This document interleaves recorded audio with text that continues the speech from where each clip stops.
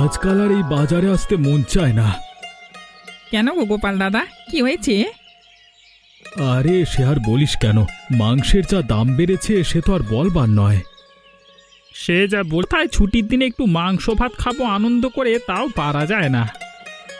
ওই খগেনের কথা বাদ দাও তো, জমিদার বাবুকে খাতির করে চলে কিনা, তাই ওকে জমিদার বাবু নিজের পোলট্রি থাকে মানে পোলট্রি থেকে মুরগি ওকে দিয়ে দেয়, আর সেগুলি চড়া দামে বিক্রি করতে থাকে মানুষের কাছে। সে তো করবেই, জমিদার বাবু নিজের পোলট্রিতে শহর থেকে মুরগি এনে রাখেন আর তাদেরকে যত্নও করে ভালো, তাই ওসব মুরগির তো দাম হবেই। কিন্তু খগেন যা করে তা তো দিনে দুপুরে ডাকাতি।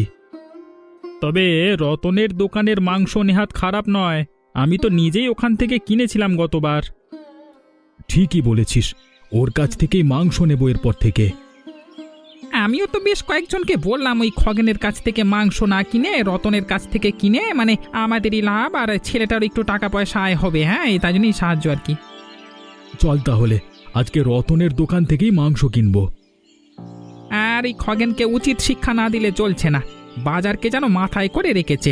আমাদের গ্রাম আর পলাশপুর গ্রামের মানুষ ওর মাংস কেনে, আর হরিপুর গ্রামের লোকেরা কেনে রতনের কাছ থেকে।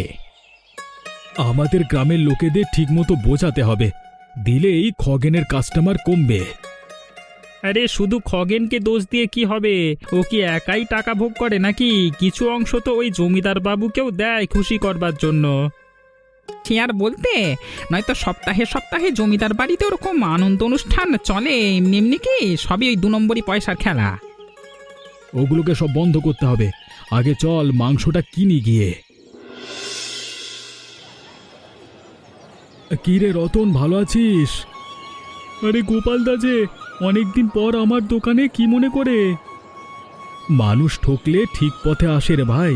ওই খগেনের দোকানে কিনে কিনে আমরা তো ফকির হতে বসেছি এক প্রকার, তাই এরপর থেকে ঠিক করেছি আমরা তোর দোকান থেকেই মাংস কিনবো। হ্যাঁ একদম, আর আমাদের গ্রামের লোকেদেরও তোর দোকান থেকে মাংস কিনতে বলবো।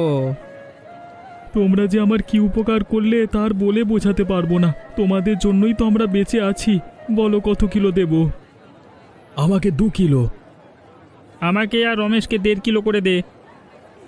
বেশ বেশ, একটু বসু দিয়ে দিচ্ছি। তা কত করে কিলো নিচ্ছিস তুই? আগে দাদা 220 টাকা। দেখেছ, এই একই মাংস খগেনের দোকানে 300 টাকা।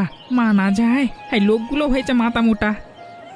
রতন তুই ভাবিস না, তুই ঠিকঠাক ভাবে দোকানটা চালিয়ে যা, খদ্দের জোগাড় করবার দায়িত্ব আমাদের।